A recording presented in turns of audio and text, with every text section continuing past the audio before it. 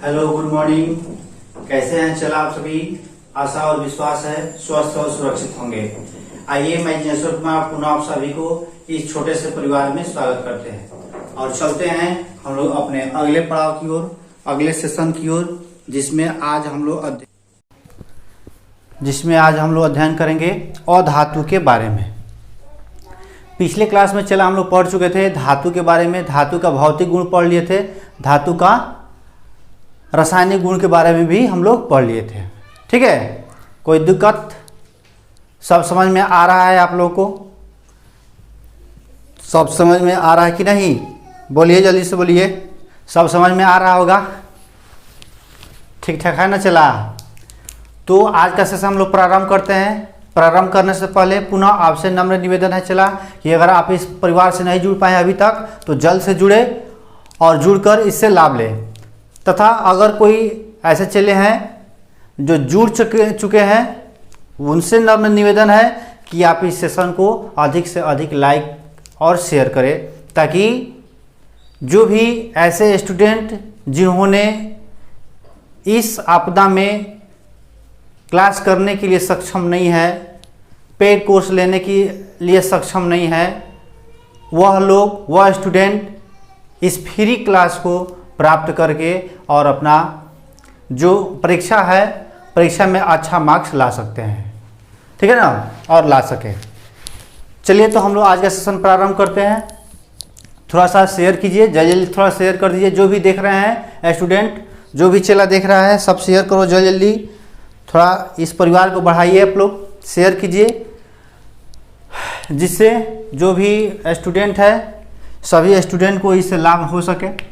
चलिए, यहाँ पे आते हैं किसके पास। अब हम लोग पढ़ेंगे आज का जो टॉपिक है चला अधातु के बारे में हम लोग अध्ययन करेंगे, जिसे कहते हैं नॉन मेटल। क्या कहते हैं चला? Non metal. अधातु जो होता है, पिछले क्लास में हम कुछ बतला चुके थे कि अधातु इलेक्ट्रॉन का क्या करता है? ग्रहण करता है, और ग्रहण करके उस पर ऋण आयन का निर्माण होता है। कैसा? ऋण आयन का निर्माण करता है। इतना हम बतला दिए थे। जैसे एग्जाम्पल भी देख लेते हैं, जैसे नाइट्रोजन के बारे में देख लेते हैं। तो नाइट्रोजन परमाणु संख्या 7 होता है, 2 और हो गया यहाँ पर 5 इलेक्ट्रॉनिक विन्यास हो गया। पहला कक्ष में 2 इलेक्ट्रॉन, दूसरा कक्ष में 5 इलेक्ट्रॉन। अभी तक अगर आपको इलेक्ट्रॉनिक विन्यास से किसी भी प्रकार के रिक्वायरमेंट है, समझ में नहीं आ रहा हो, तो पिछले क्लास को आप देख लीजिए। ठीक है? समझ में आ रहा है? अगर फिर भी समझ में नहीं आ रहा है तो कमेंट करके बताइए, हम उसके लिए स्पेशल आपको इलेक्ट्रॉनिक विन्यास का एक टॉपिक ही वीडियो बना देंगे। ठीक है? तो यहाँ पे देख रहे हैं, इसको 8 होने के लिए कितना इलेक्ट्रॉन चाहिए चला? 3 इलेक्ट्रॉन चाहिए था। 3 इलेक्ट्रॉन क्या करे? कहीं से ये 3 इलेक्ट्रॉन लेगा। अब जैसे ये 3 इलेक्ट्रॉन लिया तो इस पर कितना माइनस आ गया? 3 माइनस आ जाता है। अर्थात यह इलेक्ट्रॉन ग्रहण किया, पहला कंडीशन यहाँ फुलफिल हो गया। या कह सकते हैं इस पर क्या आवेश आ गया? माइनस आवेश आ गया। तो यहाँ पे देख रहे हैं माइनस का निर्माण कर लिया। तब इसे हम लोग क्या कर देंगे कि यह क्या हो गया? यह अधातु हो गया। क्या हो गया? अधातु। अगला टॉपिक देखेंगे चला कि इसका भौतिक गुण, अधातु के भौतिक गुण। अधातु के भौतिक गुण देख सकते हैं। ठीक है? अधातु के भौतिक गुण। तो जो भौतिक गुण होता है अधातु का, हम लोग पिछले क्लास में धातु का भौतिक गुण पढ़े थे, उसी के जस्ट उल्टा क्या होता है? अधातु का भौतिक गुण हो जाता है। ठीक है ना? अधातु का भौतिक गुण किसका उल्टा? धातु के भौतिक गुण का जो भी उल्टा होता है वही क्या होगा? अधातु का भौतिक गुण। जैसे मान लेते हैं यहाँ पे पहला था धात्विक चमक। धात्विक चमक, तो इसमें चला अधातु में धात्विक चमक नहीं होता है। अधातु में धात्विक चमक नहीं होता है, लेकिन ग्रेफाइट जो है इसका अपवाद है। इसका अपवाद है क्या? तो ग्रेफाइट और आयोडीन, और क्या? आयोडीन, यह दोनों क्या होते हैं? इसमें एक प्रकार का चमक पाया जाता है, मतलब धात्विक चमक की तरह इसमें भी चमक पाया जाता है। ठीक है? लेकिन सभी धातु में चमक नहीं पाए। जैसे मान लें तुमको कह दिया, जैसे ईंटा, पत्थर, बेंच, ये जो है सब क्या है? अधातु है। तो क्या इनमें चमक है? तो नहीं चमक है। तो फिर कहेगा कि वस्तु क्यों दिखाई देता है? तो वस्तु क्या करते हैं, प्रकाश में इस वस्तु को हम लोग देख पाते हैं। इस पे अलग चर्चा हम लोग करेंगे। चलिए यहाँ पे ग्रेफाइट देख रहे हैं। ग्रेफाइट क्या अपवाद है, किसका, अधातु का। और यह ग्रेफाइट बनता किसका है, तो यह कार्बन का अपरूप है। क्या है, कार्बन का क्या है, अपरूप है। कौन, ग्रेफाइट। दूसरा देख लेते हैं कि दूसरा कहता है कि क्या इसमें कोई आघात वर्धता तन्यता पाया है, आघात वर्धता तथा तन्यता पाया जाता है। तो ऐसा नहीं होता है। अधातु जो होता है, अगर मैं यही मान लीजिए ये वस्तु है, अगर इसको एक हथौड़ी मारेंगे तो क्या होगा, ये फूट जाएगा, टूट जाएगा, मतलब यह अधातु है। अगर इसको प्रहार देंगे, आघात वर्धता देंगे तो यह फैलेगा नहीं, यह चूकनाचूर हो जाएगा, टूट जाएगा, मतलब भंगुर रूप से होते हैं। अधातु कैसा होता है, भंगुर होता है, उसमें चोट बर्दाश्त करने की क्षमता नहीं होती है, और ना ही इसे हम लोग तान के लंबा कर सकते हैं। लेकिन धातु में क्या था, धातु को तान के हम लोग क्या कर सकते थे, लंबा कर सकते थे। ठीक, जैसे चांदी के बारे में बताया था, 1 ग्राम चांदी कितना किलोमीटर, लगभग 2 किलोमीटर पतला तार को हम लोग बना सकते हैं। लेकिन अधातु में ऐसा नहीं होता है। ठीक है, आगे देखते हैं। तीसरा जो था, तीसरा विद्युत तथा ऊष्मा का चालकता। चलिए, धातु जो है, जो धातु बतलाए थे, धातु क्या करता है, ऊष्मा और विद्युत का चालन करता था, लेकिन अधातु ऊष्मा और विद्युत का चालन नहीं करता है। जैसे मानते हैं एक बॉल भी यहाँ पे हम बना दे रहे हैं, थोड़ा सा बॉल है, समझ लीजिए, और क्या किए, इसको एक बैटरी से इसको जोड़ दिए, यह हो गया माइनस और यह हो गया प्लस, जिधर इधर लगा है। अब इसको कर दिए, हम लोग जोड़ दिए। अब जैसे जोड़े तो क्या होगा, विद्युत धारा प्रवाहित होगा, यह बॉल जलेगा। लेकिन यहाँ पे अगर काट के और क्या लगा दे, यहाँ पे एक लकड़ी का गुटका लगा दे, लकड़ी का जो लकड़ी है इसको लगा दे, या किसी प्लास्टिक लगा दे, तो क्या बॉल जलेगा, बॉल नहीं जलेगा। क्यों, क्योंकि इससे विद्युत धारा प्रवाहित ही नहीं होगा। इससे क्या नहीं होगा, विद्युत धारा प्रवाहित नहीं होगा। और जब विद्युत धारा प्रवाहित नहीं होगा तो बॉल का ग्लोइंग नहीं होगा। ठीक है, तो क्या कहते हैं कि यहाँ पे लकड़ी लगाने से या अधातु लगाने से क्या हुआ, विद्युत धारा प्रवाहित नहीं कर रहा है।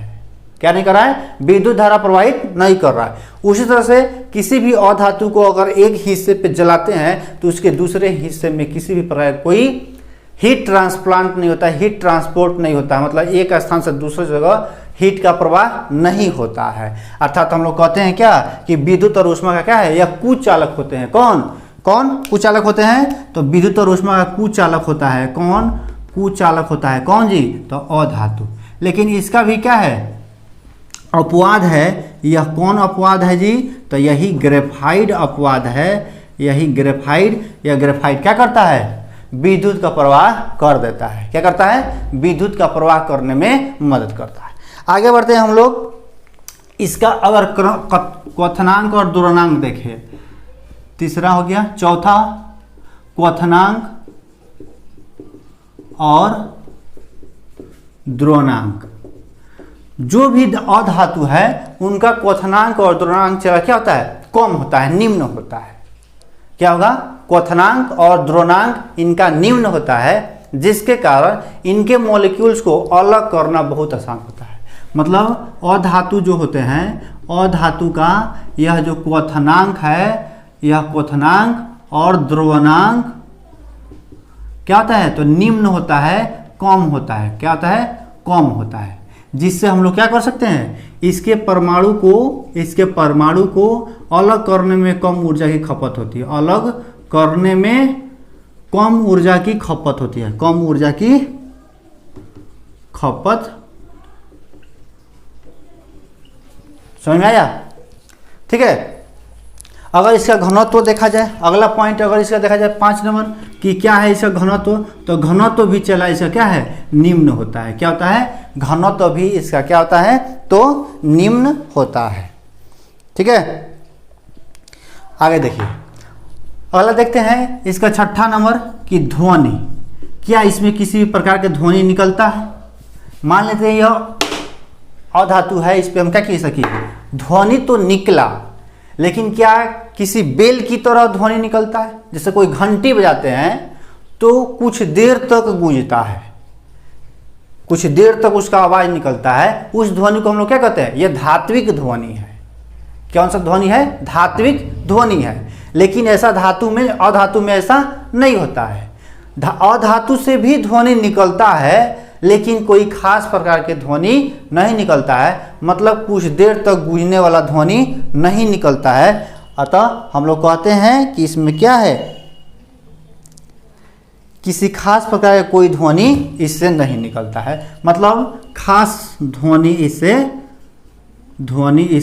नहीं निकलता है, नहीं निकलता। ठीक है, कोई दिक्कत? आगे बढ़ें। कठोरता हो गया, चलिए कठोरता देख लेते हैं। कठोरता लास्ट एक टॉपिक छूट रहा है, 7 नंबर कठोरता। कठोरता अगर देखा जाए चला तो यह धातु की तरह कठोर नहीं होते हैं। क्या होता है, धातु की तरह कठोर नहीं होता है, क्योंकि इनका जो परमाणु है वह सहसंयोजी वन से जुड़े रहते हैं। कौन से वन?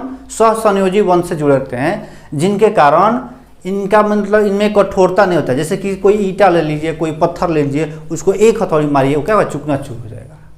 प्रत्येक परमाणु से क्या होता है, अलग अलग हो जाता है। लेकिन धातु में ऐसा नहीं था। अगर कोई आयरन का प्लेट ले लीजिए, उसको पीटते रहिए, कितना ही पीटिएगा वह टुकड़े में नहीं बदलता है। लेकिन जो अधातु है उसको क्या करेंगे, एक हथौड़ी मारेंगे तो वह बिखर जाता है। लेकिन एक ऐसा यहाँ पे अपवाद है, अपवाद जो क्या होता है, कठोर होता है, जिसे कहते हैं हीरा। क्या है, हीरा या ग्रेफाइट। इसका भी यहाँ पे अपवाद है। हीरा बहुत कहा जाता है कि सबसे कठोर पदार्थ कौन है, तो हीरा है। सबसे कठोर पदार्थ कौन है, तो हीरा है। हीरा क्या है, तो हीरा कार्बन का ही अपरूप होता है, और इसका कार्बन प्रत्येक कार्बन 4 अन्य कार्बन से क्या रहता है, जुड़ा रहता है। प्रत्येक कार्बन 4 अन्य कार्बन से क्या रहता है, जुड़ा रहता है। इसी कारण ये क्या होते हैं, बहुत कठोर होते हैं। वहाँ पे भी यहाँ देख रहे हैं हम लोग, ग्रेफाइट भी जो होता है, ग्रेफाइट भी क्या होता है, मजबूत होता है, कठोर होता है। इसका जो प्रत्येक कार्बन होता है, यह प्रत्येक कार्बन 3 अन्य कार्बन से क्या रहता है, जुड़ा रहता है। कितना कार्बन से, 3 अन्य कार्बन से जुड़ा रहता है। तो कठोरता में सभी अधातु कठोर नहीं होते हैं, लेकिन इसका अपवाद है हीरा और ग्रेफाइट जो है चला, यह बहुत ही कठोर होता है। ठीक है, कोई दिक्कत समझ में आया? तो आज के सेशन में हम लोग क्या देखे चला, आज के सेशन में हम लोग धातु और अधातु, धातु के तो पहले ही पढ़ लिए थे, अधातु के बारे में देखें कि अधातु का जो भौतिक गुण है वह क्या क्या है। फिर से हम बतला दे रहे हैं भौतिक गुण के बारे में। पहला हम लोग गुण देखें यहाँ पे कि भौतिक गुण क्या है, धात्विक चमक। इसमें किसी भी प्रकार कोई चमक नहीं होता है, लेकिन ग्रेफाइट इसका अपवाद है जिसमें चमक पाया जाता है। अघातवर्ता और तन्यता, मतलब अधातु को पीटेंगे तो ना ही वो चोट को बर्दाश्त करता है, ना ही उसको पीट के हम लोग पतला तार बना सकते हैं। ठीक है, विद्युत तथा उष्मा का चालकता, तो यह विद्युत तथा उष्मा का चालकता नहीं करता है, यह कुचालक होता है। लेकिन इसका अपवाद है क्या, ग्रेफाइट। जो ग्रेफाइट है ये क्या, कार्बन का अपरूप है, जो क्या करता है, विद्युत का या उष्मा का चालन करता है। आगे देखते हैं क्वथनांक और द्रव्यनांक। क्वथनांक और द्रव्यनांक देखा जाए तो इनका क्या होता है, निम्न होता है, धातु की अपेक्षा कम होता है, जिसके कारण इनके परमाणु को हम लोग अलग कम ही ऊर्जा देकर इसको अलग कर सकते हैं। अगला नंबर था घनत्व। इसका घनत्व भी क्या होता है, निम्न होता है। अब देखते हैं ध्वनि। इसमें किसी खास प्रकार का ध्वनि नहीं पाया था, जैसे बेल का घंटी बजाना, जैसे घंटी बजाना, स्कूल का घंटी बजाना या साइकिल का घंटी बजाना, इसमें एक अलग प्रकार से साउंड निकलता था, जैसे कि कुछ देर तक गूंजते हुए निकलता था। लेकिन इस अधातु में ऐसा नहीं होता है। और लास्ट था कठोरता। कठोरता देखा जाए तो धातु की अपेक्षा ये कम कठोर होते हैं, लेकिन इसमें भी एक अपवाद है, ग्रेफाइट और हीरा, जो कहा जाता है सबसे कठोर पदार्थ कौन होता है, तो यह हीरा होता है। क्यों ऐसा होता है, क्योंकि हीरा का प्रत्येक कार्बन, ये भी कार्बन का ही अपरूप होता है हीरा, और ग्रेफाइट भी कार्बन का ही अपरूप है। लेकिन हीरा जो होता है, हीरा का प्रत्येक कार्बन 4 अन्य कार्बन से मिलकर बने होते हैं, जबकि ग्रेफाइट के प्रत्येक कार्बन 3 कार्बन से मिलकर बने होते हैं। ठीक है, तो यही आज का सेशन था, और यहीं पे हम लोग आज का सेशन खत्म करते हैं, और पुनः आपसे मिलते हैं एक नए वीडियो के साथ और एक नए ऊर्जा के साथ। तब तक के लिए सजग रहें। लेकिन इससे पहले पुनः आपसे नम्र निवेदन है कि अगर आप इस परिवार में नए हैं तो सेशन से जुड़िए, इस चैनल को सब्सक्राइब कीजिए, इस परिवार में जुड़ने का प्रयास कीजिए और लोगों तक पहुंचाइए, इसे शेयर करके और लाइक कीजिए। अगर ये सेशन आपको अच्छा लगा हो तो कमेंट जरूर करें। तब तक के लिए बहुत बहुत आप सभी का धन्यवाद। जय हिंद।